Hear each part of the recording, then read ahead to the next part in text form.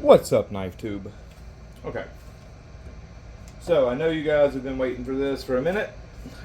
This is that Toohr Fixed Angle, $120 for the unit. This is the one, of course, with the sliding shelf. They also make a version without that shelf. It's a few dollars cheaper. This right here, if you're sharpening bigger knives, can be very, very beneficial to you. Oops. This damn table's got a... There we go. Can y'all see? Yes, okay. Anyways. There we go. Y'all can still see good? Yes, sir. Alrighty, so we're gonna use these TSprof Diamond plates. Something that I highly suggest that you do not buy. They just wear too fast. They're pretty decent plates, but they just wear too fast. Anyhow, so we're gonna set our... Actually, we're gonna go right here. Beautiful, beautiful, beautiful, beautiful. This is, I wanted to have a little bit of time with this before I made a review video.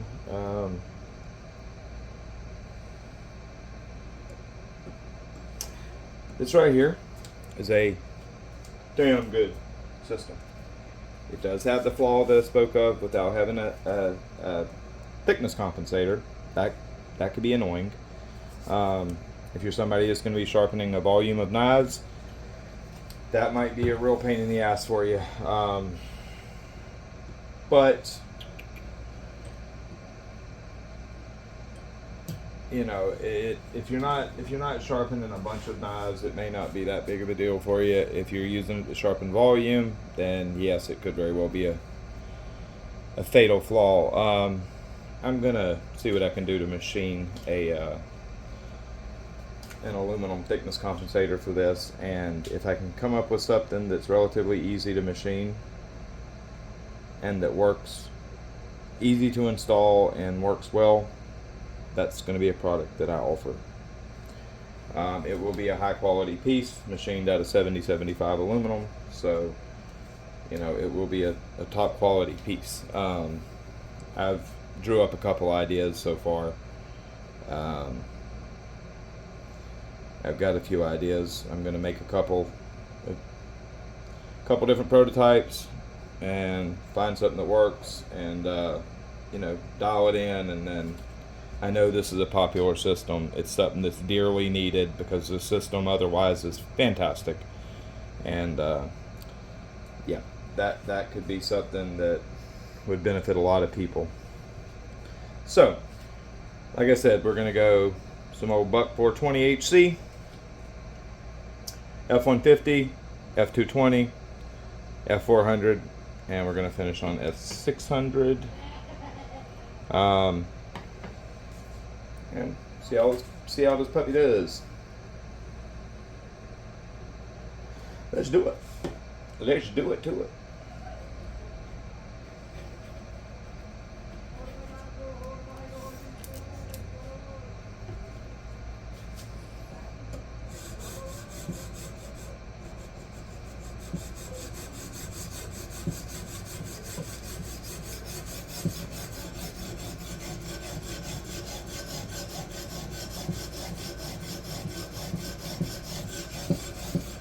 Overall, this is rocking like that because there's a high spot in the table. The system is actually heavy enough to stay relatively planted. Just got to find the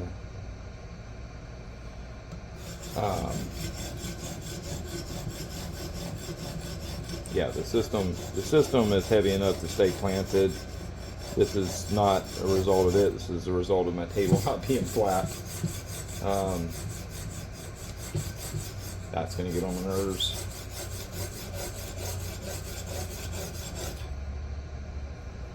Tighten that up a little bit.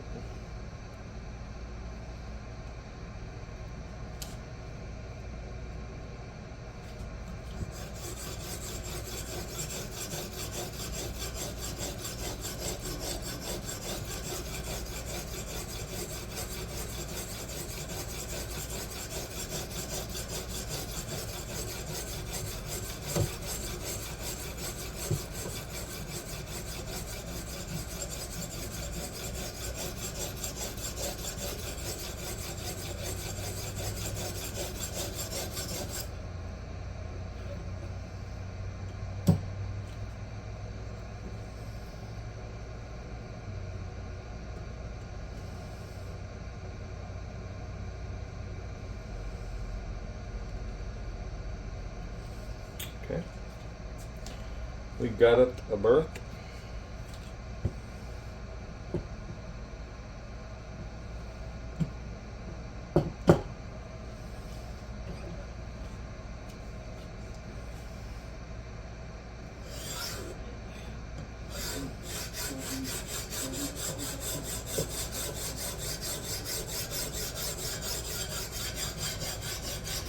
You know, this is a steel that I really just have no interest in. It's actually kind of sad how, like, you know, when I hear people talk about how great, you know, you just hear them repeating each other of, oh yeah, the Paul Bose heat treat protocol, Buck gets the most out of the steel possible. And I'm sorry, but Buck years ago used to put out a good quality product as far as the steel. But I'm going to tell you something. Today, it is just not done. I mean, it's no better than any other 420 out there. Maybe a little bit. Like, you know, like if you go take a Gerber 420 and put it up against this, you're not going to notice the difference. It's the same damn thing. The only true benefit of 420 HC is literally that it's very tough.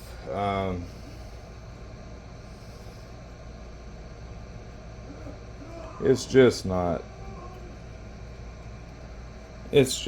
what it was. You know, they're heat treating so many of these damn things at one time. They're all over the place. If you get, just like if you get a good one, you get a good one. If you don't, you don't. But the thing is, even when you get a good one, it's not that good. You know, it kind of saddens me when I hear people talking about how great, you know, how superior Buck's 420 is to anybody else's, and how yeah, 420 is not nothing special, but man, if it's Buck, oh, it's good. Like, it's just not true. Just not true. It's no better than any other production 420, and 420 in today's marketplace just leaves so much to be desired. It's almost irrelevant, to be honest.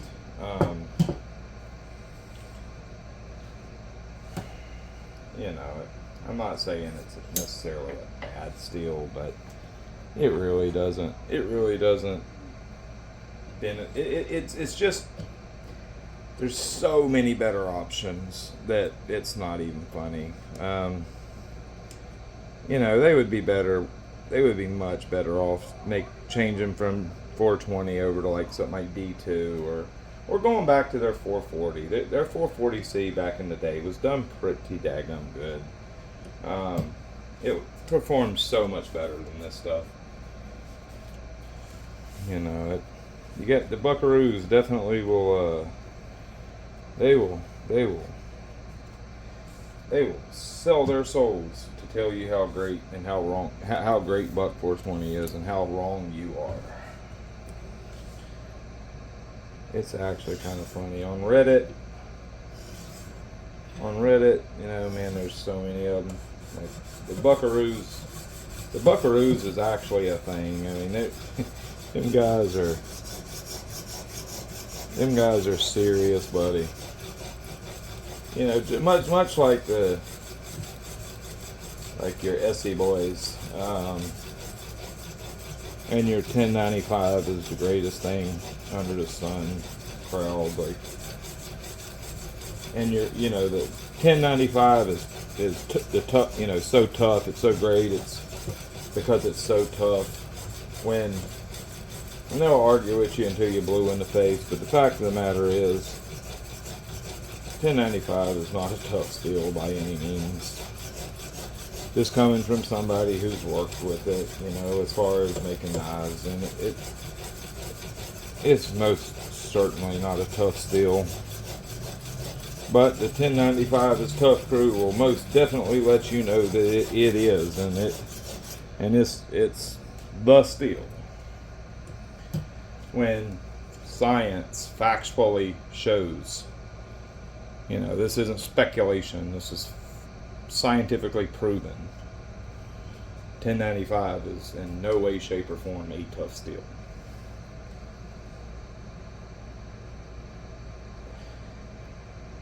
In fact, it's not even close to being tough. On scientifically proven that it's not any tougher than S35VN. And S35, depending on the heat treat, it could be right there at S35VN to maybe a little above it, depending on, the heat treat protocol. But realistically, if you don't consider S35VN a tough steel, then guess what? 1095 is not no tough steel neither.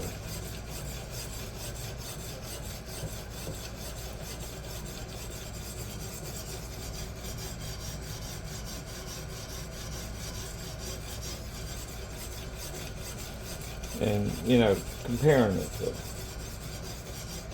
you'll hear a lot. This is something that I see all the time on Reddit. You'll hear people comparing it to, 1095 is tough as 3V, or almost as tough as 3V.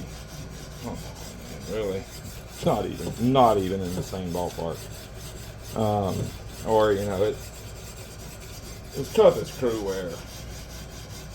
Again, not even in the same ballpark. But you get tired of arguing with them after a while.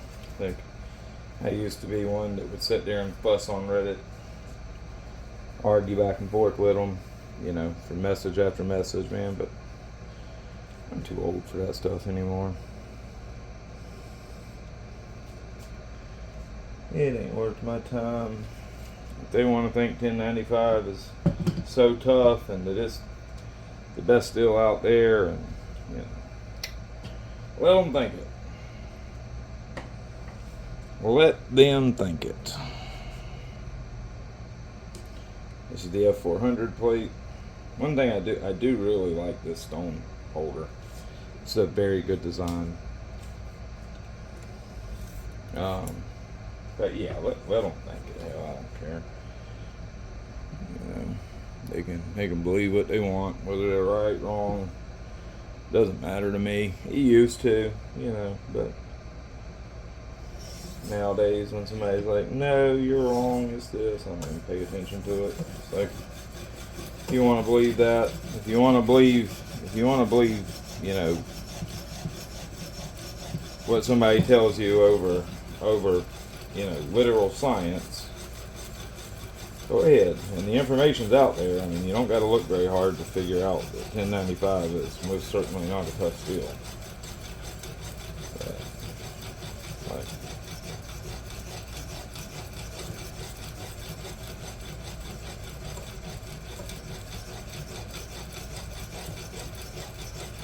I'm going to actually make a plate.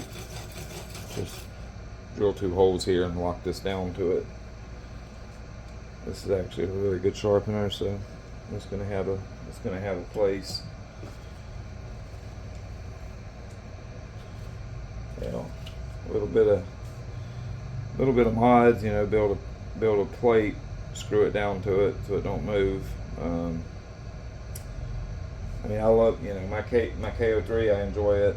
I don't really care that much about fixed angled sharpening, but I do love my KO3. However, I would say with some simple mods and a set of TSprof, because it'll fit this TSprof like a wide jaw, and man, this is a hell of a system. Once I get that height compensator, a design that works and works well, This is going to be a damn fine system. Yes, sir, it is. Got a little bit of faceting going on right there.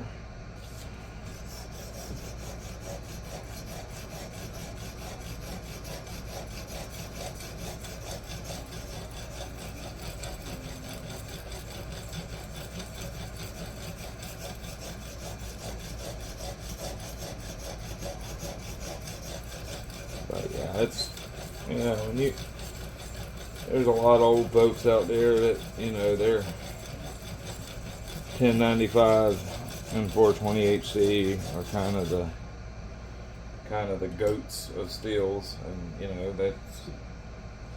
that's what they believe. That's what they were, you know, that and 440C. And while I do agree, 440C can be a very, very good steel when it's done well. You know, 440C can be good stuff. Very good stuff, actually. But 420 and 1095 really leave a lot on the table. I've made quite a few pieces out of 1095.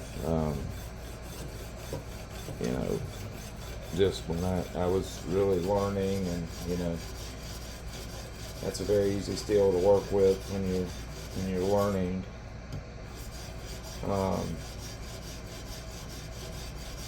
Yeah, but past that, I'll tell you what, I have no interest in it.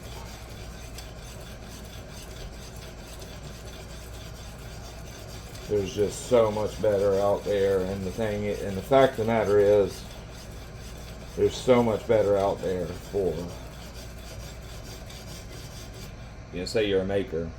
There's so much better out there that you know, you won't spend much more on steel cost, and it's still very, very workable steel.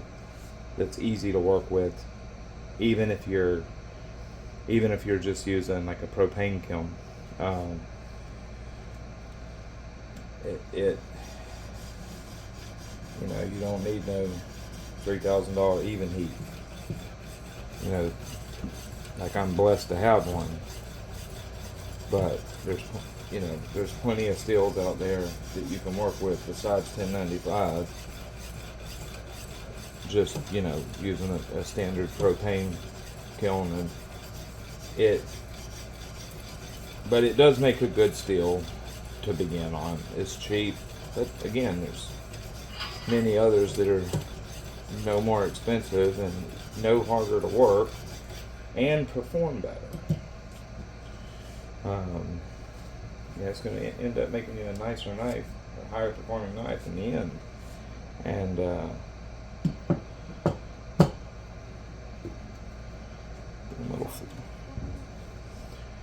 little fruit fly. I hate them bastards. Or a gnat, whatever you want to call them.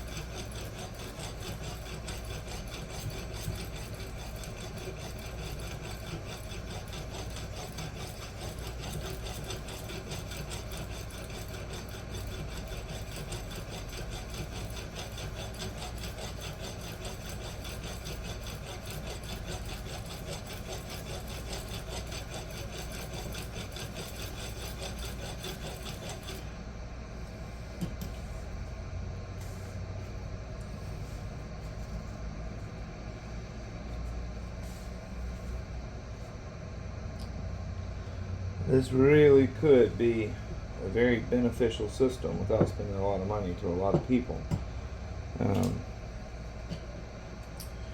Yeah, it's definitely not a bad system, I'll tell you that.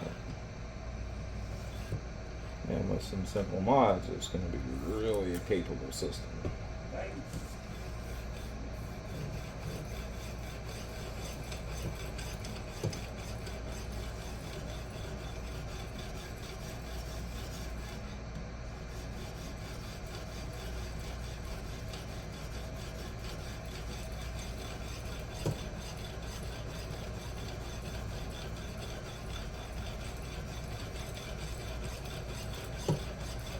You know, I'll tell you, man, if Buck would go back to the 440 like they used to use, and the same heat treat protocol they used to use, people would be so much happier than they would with this 420.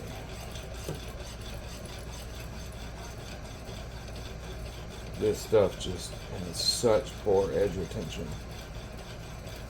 And you know, I'm the first one to say that edge retention isn't the end all be all to the knife steel. And it's really not, you know, but everybody wants edge retention. It doesn't matter what kind of knife it is, we want edge retention. But it's not the end all be all. But when the edge retention is just so poor, like this 420, it just kind of kills it. Like it really does. It just kind of kills it. You got to have, you know, serviceable edge retention. You got to have reasonable edge retention. And this steel just does not have it. It's, you know, there's worse. But the fact of the matter is, this is bad. I mean, it's not good.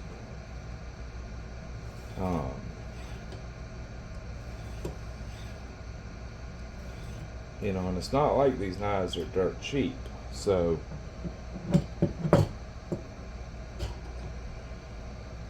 I don't know. So you're always gonna have the ones that, you know, just absolutely love this stuff, and they're gonna swear up and down this the best thing since sliced bread. And come on, you know, come to think of it, I just thought about it this time. What the hell?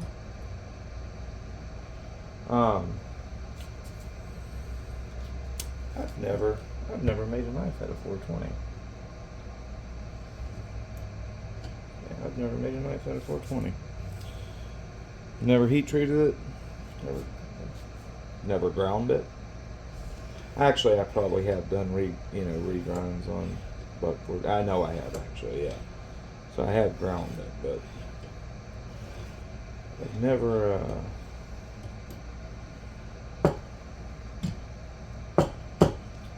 made a knife out of it. Maybe I'll grab me a piece of 420 just for shits and giggles and make a knife out of it. That might be fun, actually. That might be a cool video too. Right now I'm just working that burr back and forth.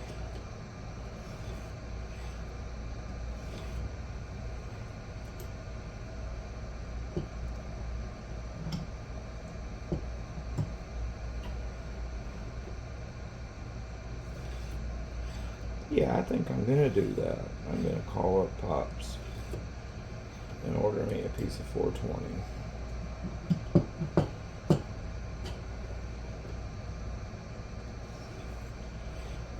And I'm gonna make a 119-ish style knife and see what I can get out of it with a custom, with a custom heat treat.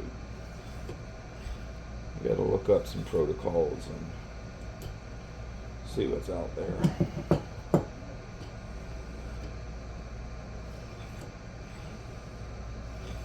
And just see what we can get out of it from a custom heat treatment cryo.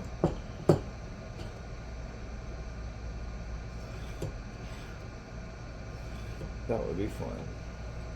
And that would be an interesting video, I believe.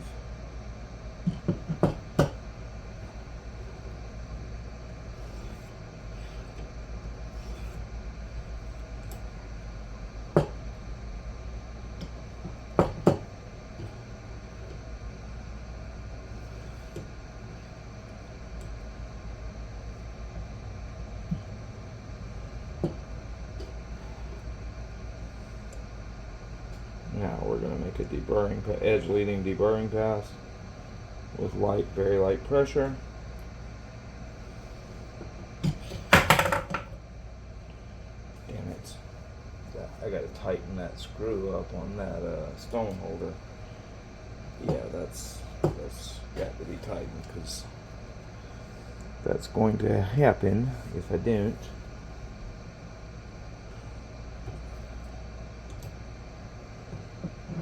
Not the best stone holder design neither, but maybe I'll make something to correct that too.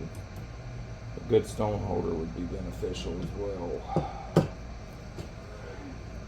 Yeah, I'm gonna sit down and make a few parts for this thing to make it better. If I can come up with solid ideas, I'll put them to market.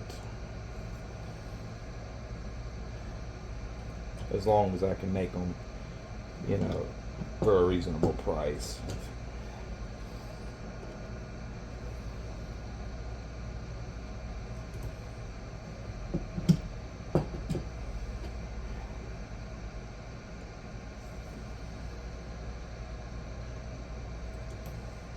Okay. You know, I just got one of those Sharpall 3x8s, the 325 1200. That's an impressive plate. You know, I had no doubt that Alex was, you know, saying how great of a plate it was, that it was a good plate. I had no doubt about that. And he definitely wasn't BSing. That is probably the best diamond plate on the market right now. You know, Atoma's equal, probably quality wise equal, but I would give that that Sharpall plate mad props. It's really good. I'm gonna do a video on it next. Where the hell are the gnats coming from? So let's see how that edge come out.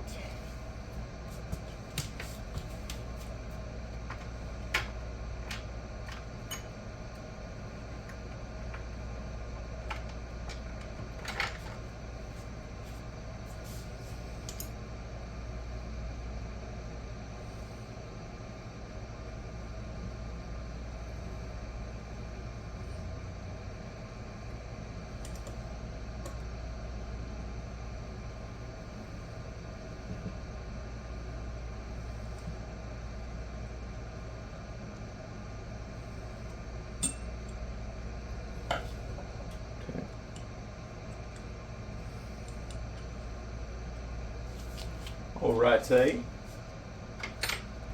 let's get this thing out the way.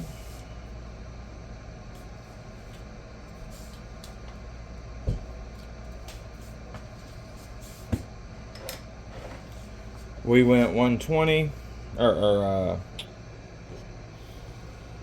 we went 120, or excuse me, 150, F150, F220, F400, F600. The ends is 420. I probably should have stopped on the 220 or 400, but now of course this is without touching the strop. There's probably a little bit of burr fragments on here. You want to look at it under the microscope. Yeah, that's a little more polished than I wanted, but it's not like, you know, this is ever going to be used anyways. Very good. Very good.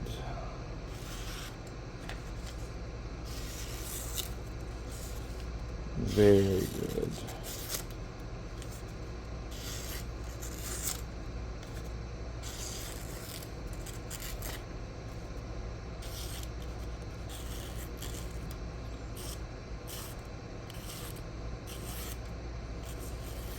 Very good.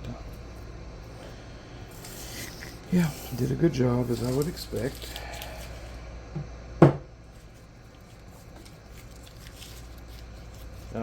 Y'all want to look at it under the microscope? Yeah, why not, huh?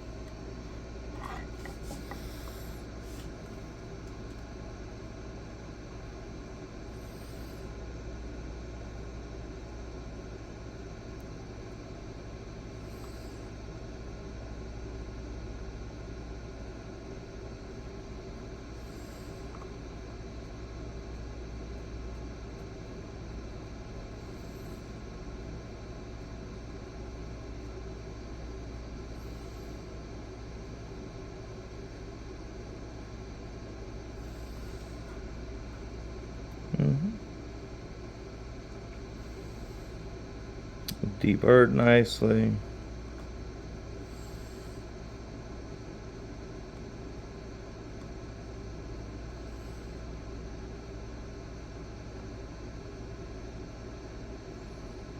Oh wow, I missed it, the tip.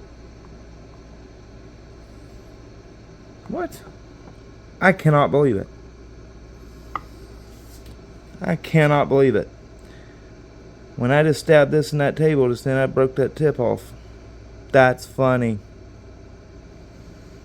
That's funny. Wow, that's funny. I killed that little gnat finally. I cannot believe that. That broke that tip. Oh, that's comical. And boys and girls, that's why that's funny. And y'all seen I didn't put any lateral force on that tip. So that right there shows you why Paul Bow's heat treat from Buck is nothing special.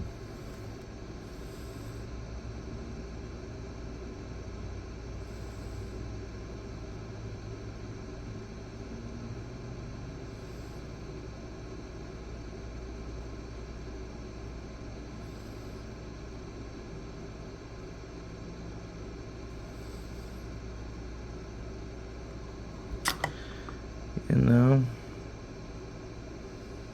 see that angle is off.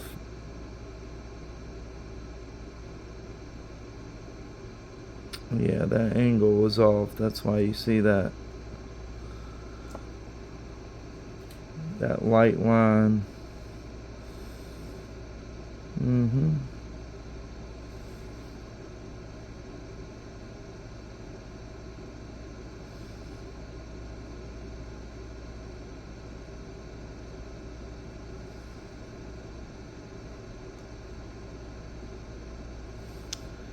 Yeah.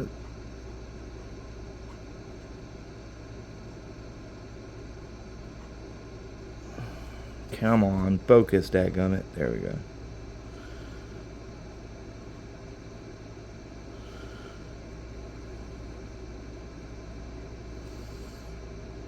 That tickles me.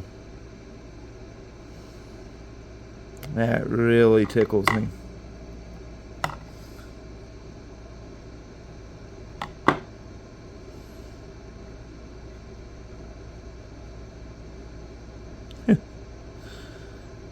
Well, y'all seen it.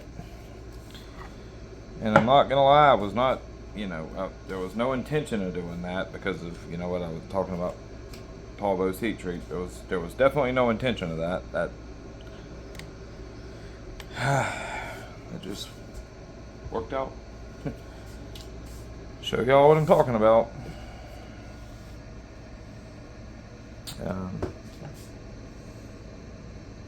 Let's see to the.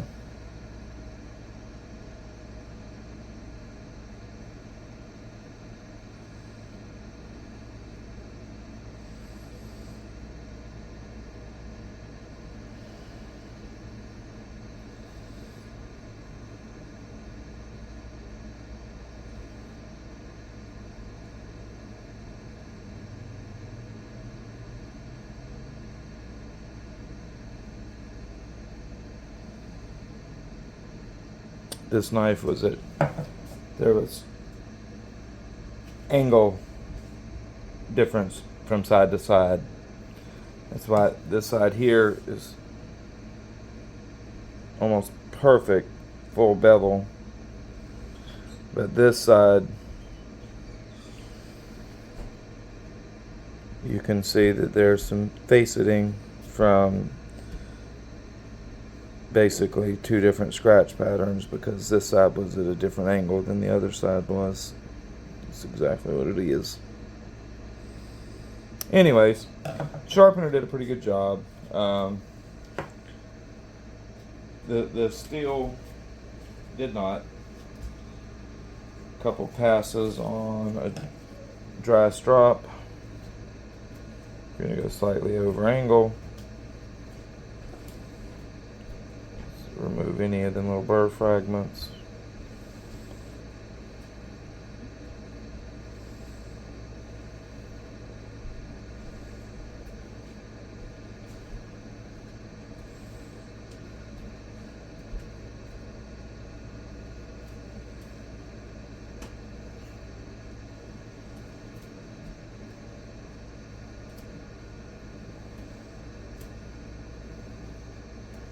And you can see that where it snapped that tip off big time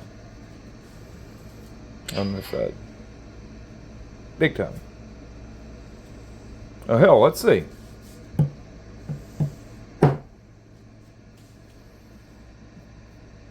Now I'm gonna give a little bit of lateral, not much. Alright, we're gonna give just a little bit.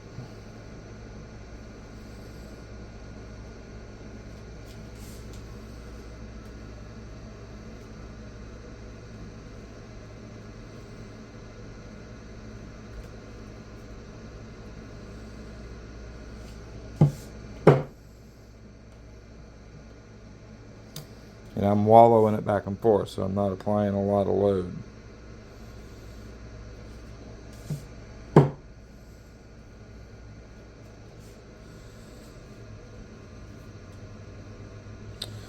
Yeah, it's pretty wild that it snapped that little piece of that tip off so easily. But that's buck for you. And now after hitting it on a dry strop,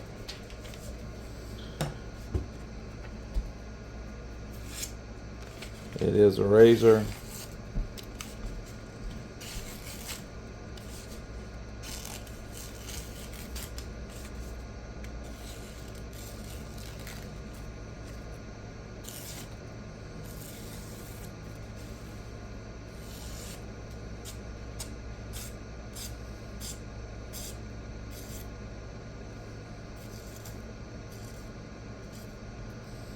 Okay.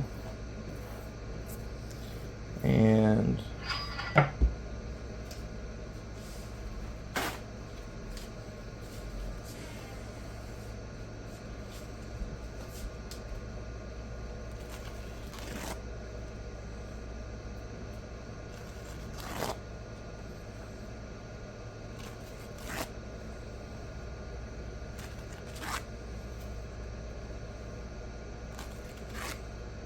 edge is very, very good.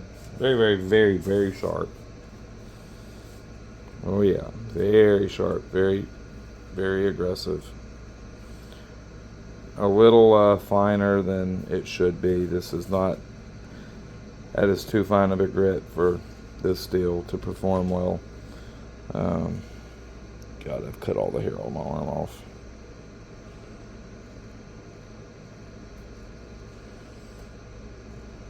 This will probably whittle hair. A couple passes on a 1/10 micron and it would definitely whittle hair. Let me get a hair out. See if, now the question is, can we get the camera to catch it? Okay.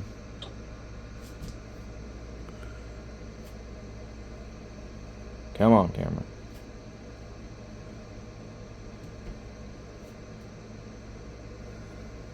No, not quite, and a little. Yeah, not quite whittling. Couple passes on a 10th micron strop and it'll whittle. That is a very, very good edge. But guess what? Very little cutting and it'll be dull. Because that's what 420HC does, be it bucks or not. Y'all have a good day.